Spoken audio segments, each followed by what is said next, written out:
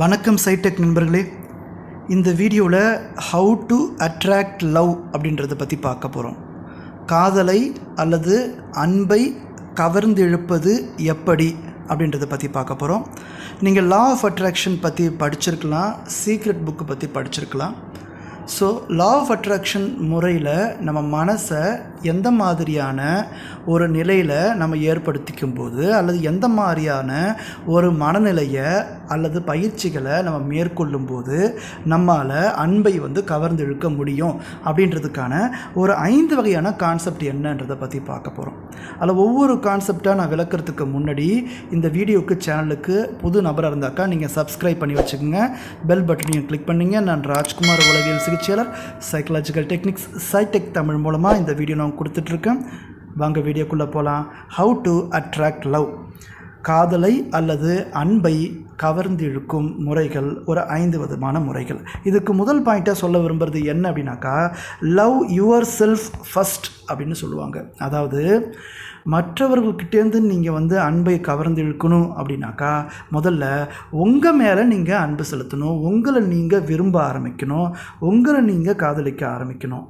Accept your செல்ஃப்னு சொல்லுவாங்க. உங்களை நீங்கள் ஏற்றுக்க ஆரம்பிக்கணும். அதாவது உங்களுடைய முகத்தை, உங்களுடைய கலரை, உங்களுடைய ஹைட்டை, உங்களுடைய ஸ்கின்னை, உங்களுடைய பிஹேவியரை, உங்களுடைய படிப்பை, உங்களுடைய தகுதியை நீங்கள் முதல்ல ஏற்றுக்க ஆரம்பிக்கணும், விரும்ப ஆரம்பிக்கணும், நேசிக்க ஆரம்பிக்கணும். கொஞ்சம் யோசிச்சு பாருங்களேன்.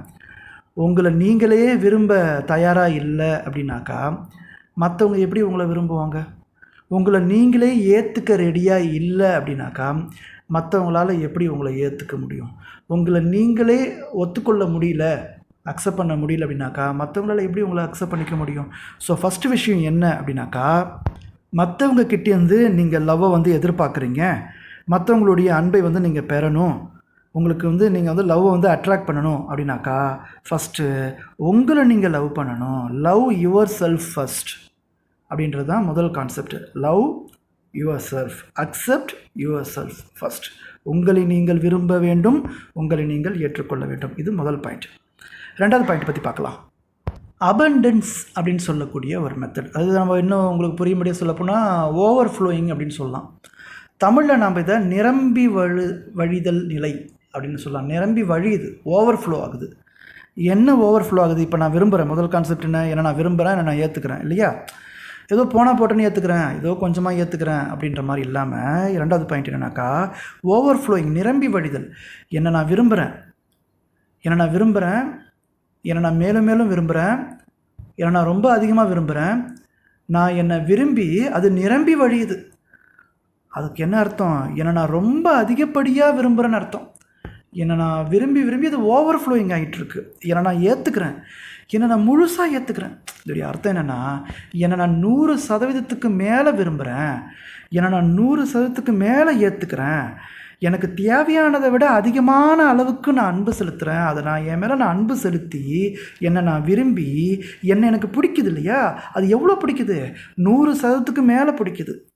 அதிகமான அளவுக்கு அன்பை நான் என் மேலே செலுத்திட்டுருக்கேன். ஸோ இப்படி ஃபஸ்ட்டு பாயிண்ட்டு நான் என்ன பண்ணுறேன், என்னை நான் விரும்புகிறேன், என்னை நான் ஏற்றுக்கிறேன். அதை நான் எவ்வளோ ஏற்றுக்கிறேன்? செகண்ட் பாயிண்டில் அதிகமாக விரும்புகிறேன், தேவையானதை விட அதிகமாக விரும்புகிறேன், போதுமானதை விட அதிகமாக விரும்புகிறேன், தேவையானதை விட அதிகமாக ஏற்றுக்கிறேன், ஓவர் ஃப்ளோயிங்காக ஏற்றுக்கிறேன். ஓவர் ஃப்ளோயிங் லவ் யுவர் செல்ஃப்னு சொல்லுவாங்க. அந்த அளவுக்கு நான் பண்ணுறேன். அப்போ தான் பாசிட்டிவிட்டி டெவலப் ஆகும். என்கிட்ட இருக்கிற அத்தனை விஷயங்களை நான் ஏற்றுக்கிட்டு என்னை நான் ரொம்ப அதிகப்படியாக விரும்பும்போது அது லவ் அட்ராக்ட் பண்ணுறதுக்கான ஒரு மனநிலையை தயார்படுத்துது.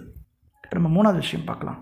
இப்போ நான் என்ன விரும்புகிறேன், என்ன நான் அதிகமாக விரும்புகிறேன். ஓகே, மூணாவது பாயிண்ட் என்னன்னாக்கா, முதல்ல நான் அன்பை பெறுவதற்கு ஒரு தயாரான மனநிலையை நான் ஏற்படுத்திக்கணும். I am ready for love அப்படின்னு சொல்லுவாங்க. இப்போ சொல்லக்கூடிய நபர்கள் என்ன பண்ணுவாங்க, நிறைய பேர் கேட்டாங்க, எனக்கு வேணாம், எனக்கு தேவையில்லை, எனக்கு அதெல்லாம் வேண்டியதில்லை அப்படின்னு சொல்லுவாங்க. அப்படி இல்லை, எனக்கு தேவை அப்படின்ற ஒரு கான்செப்ட் இருக்குது. அந்த தேவைன்ற கான்செப்டை தாண்டி நான் ரெடியாக இருக்கேன், அவைலபிலிட்டியாக இருக்கேன், நான் ப்ரிப்பேராக இருக்கேன், எனக்கு தேவையான ஒரு மனநிலையை நான் ஏற்படுத்தி வச்சுருக்கேன்.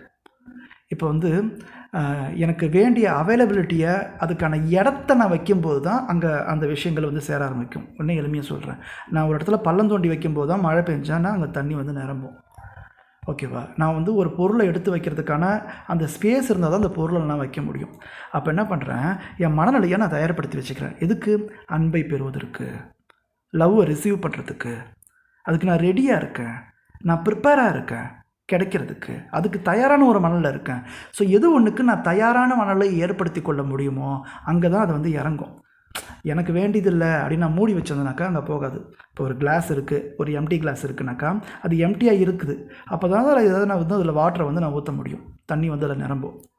ஆல்ரெடி அங்கே வந்து எனக்கு தேவையில்லைன்னு நான் நிரப்பி வச்சுருக்கேன்னு வச்சுங்க. ஸோ அங்கே எப்படி வந்து சேரும்? ஸோ அப்போ என்ன பண்ணுறோம், நான் வந்து அதை காலி பண்ணி நான் ரெடியாக வச்சுருக்கேன். கிடைச்சிதுன்னா அந்த ஆப்பர்ச்சுனிட்டியை பயன்படுத்திக்கிறதுக்கு அந்த அவைலபிலிட்டியாக தயாரான ஒரு மனநிலை இருக்குது. அப்போ தயார் மனநிலை எது ஒன்று இருக்கோ, எதை பெறுவதற்கு தயாராக இருக்கிறதோ அது ஆட்டோமேட்டிக்காக வந்து சேரும். இது அட்ராக்ட் பண்ணுறதுக்கான ஒரு 3வது வழி. 4வது ஸ்டெப், 4வது வழி என்ன அப்படின்னு பார்க்கலாம். 4வது வழி என்னன்னாக்கா ரிமூவிங் பிளாக்கேஜ்னு சொல்லுவாங்க. அதாவது என்னென்னா நெகட்டிவ் ஒப்பீனியன்ஸ் இருக்கும். நான் தகுதி இல்லை, நான் லாய்க்கு இல்லை, நான் வேஸ்ட்டு, எனக்கெல்லாம் கிடைக்காது, எனக்கெல்லாம் நடக்குமா, இப்போ எனக்கு நடந்து என்ன ஆக போகுது, இந்த மாதிரி சில நெகட்டிவான ஒப்பீனியன்ஸ் நம்மளை பற்றி, நமக்கு கிடைக்கிற அந்த அவைலபிலிட்டி பற்றி ஒரு ஒப்பீனியன் இருக்கும். ஸோ இந்த ஒப்பீனியன் இருக்குல்ல, இதெல்லாம் வந்து பாசிட்டிவாக மாற்றணும். எனக்கு தகுதி இருக்குது, நான் சரியான நபர் தான், என்னாலேயும் முடியும், எனக்கும் அந்த மாதிரியான ஒரு கெப்பாசிட்டி இருக்குது, நான் கேப்பபிள் பர்சன் தான் அப்படின்ற மாதிரியான ஒரு பாசிட்டிவ் நெகட்டிவ் தாட்ஸ்க்கான பாசிட்டிவ் தாட்ஸை நம்ம ப்ரிப்பேர் பண்ணி வச்சுக்கணும். ஸோ நான் ரெடியாக இருந்தால் மட்டும் போதாது. ரெடியாக இருக்கிறதுக்கு முன்னாடி என்ன பண்ணணும், அடுத்ததாக அந்த பிளாக்கேஜ் என்னென்ன விதமான தடைகள்லாம் இருக்குது, வர்றதுக்கு என்னென்ன விதமான பிளாக்கேஜ்லாம் இருக்குது, அந்த பிளாக்கேஜெல்லாம் ஒன்று ஒன்றா மைண்டில் கேட்டு அதை ரிமூவ் பண்ணுறதுக்கு முயற்சி பண்ணும். பிளாக்கேஜ் இருந்ததுன்னா, தடை இருக்குன்னா, தண்ணி ஓடி வருதுன்னா அதை வந்து நான் தடை போட்டு வச்சேன்னா தண்ணி அங்கே வந்து சேராது. அப்போ அந்த தடையெல்லாம் நான் ரிமூவ் பண்ணால் தான் அது வர வேண்டியது கரெக்டாக வரும். அப்போ அந்த லவ் கிடைக்கிறதுக்கான, அன்பு கிடைக்கிறதுக்கான, மரியாதை கிடைக்கிறதுக்கான, முக்கியத்துவம் கிடைக்கிறதுக்கான வழியை நான் தயார்படுத்தி வைத்துக்கொள்ள வேண்டும். பிளாக்கேஜை, அது தடைகளை நான் வந்து ரிமூவ் பண்ணி வைக்கணும். இது 4வது பாயிண்ட். இப்போ நம்ம 5வது பாயிண்ட் பற்றி பார்க்கலாம். ஆல்ரெடி உங்களுக்கு ஏற்கனவே கிடைச்ச அன்பு, லவ், மரியாதை, ரெஸ்பெக்ட், இம்பார்ட்டண்ட், இந்த முக்கியத்துவம் இவைகள்லாம் இருக்கு இல்லையா, ஏற்கனவே கிடைச்சது அல்லது இப்போ கிடச்சிட்ருக்கிறது. ஒருவேளை உங்களுக்கு போதுமான அளவு கூட இல்லாமல் இருக்கலாம், ஆனால் கிடச்சிட்ருக்கலையே, அந்த கிடச்சிட்ருக்கிற அந்த அன்புக்கு, கிடச்சிட்ருக்கிறதுக்கு அந்த போதுமான அளவுக்கோ அல்லது கம்மியாகவோ கிடச்சிட்ருக்கு இல்லையா மற்றவங்க மூலமாக, அந்த கிடச்சிட்ருக்கிறதுக்கு நன்றி செலுத்தணும், தேங்க்ஃபுல்லாக இருக்கணும், கிரேட்ஃபுல்லாக இருக்கணும். இதுக்கு முன்னாடி கிடைச்ச அன்புக்கு, அந்த நபர்கிட்டேருந்து எனக்கு இதுக்கு முன்னாடி கிடைச்ச அந்த மரியாதைக்கு, இதுக்கு முன்னாடி ஏற்கனவே கிடைச்ச அந்த முக்கியத்துவத்துக்கு நான் நன்றி உணர்வாக இருக்கேன். இந்த அளவுக்காவது எனக்கு கிடச்சிது, இந்த அளவுக்காவது என் மேலே அன்பாக இருக்காங்க, இந்த அளவுக்காவது என்னை பிடிச்சிருக்கு, இந்த அளவுக்காவது எனக்கு முக்கியத்துவம் கொடுக்குறாங்க. ஏற்கனவே கிடைத்து கொண்டிருந்த அந்த அன்பிற்கான, முக்கியத்துவத்திற்கான, மரியாதைக்கான நன்றி உணர்வோடு இருக்கணும். அந்த பர்சனுக்கு தேங்க்ஸ் சொல்லணும். இப்படி நன்றி உணர்வாக நம்ம ஃபீல் பண்ணும்போது நெகட்டிவிட்டி அங்கே ரிமூவ் ஆகி பாசிட்டிவிட்டி அங்கே டெவலப் ஆக ஆரம்பிச்சிடும். ஸோ இவைகள்லாம் பார்த்திங்கனாக்கா சைக்கலாஜிக்கலாக அன்பை, லவ்வை, அஃபெக்ஷனை அட்ராக்ட் பண்ணுறதுக்கான, கவர்ந்து இழுக்கிறதுக்கான உளவியல் வழிகள் அப்படின்னு நம்ம சொல்லலாம். லா ஆஃப் அட்ராக்ஷனில் ஈர்ப்பு விதியில் சொல்லப்படுகிற ஒரு முக்கியமான 5 பாயிண்ட்ஸை, ஒரு 5 ஸ்டெப்ஸாக, படிநிலைகளில் உங்களுக்கு இந்த வீடியோ மூலமாக நான் விளக்கி சொல்லணும்னு நினச்சேன். உங்களுக்கு நான் இதை ஓரளவு புரிய வச்சுருக்கேன்னு நினைக்கிறேன். ஸோ இந்த மாதிரி முறைகளில் நீங்கள் ட்ரை பண்ணுங்கள். உங்களை நீங்கள் விரும்புங்க, உங்களை நீங்கள் அக்செப்ட் பண்ணிங்க, உங்களை நீங்கள் ரொம்ப அதிகமாக 100% மேலே விரும்புங்க. நீங்கள் அன்பை பெறுவதற்கு தயாரான ஒரு மனநிலை இருங்க.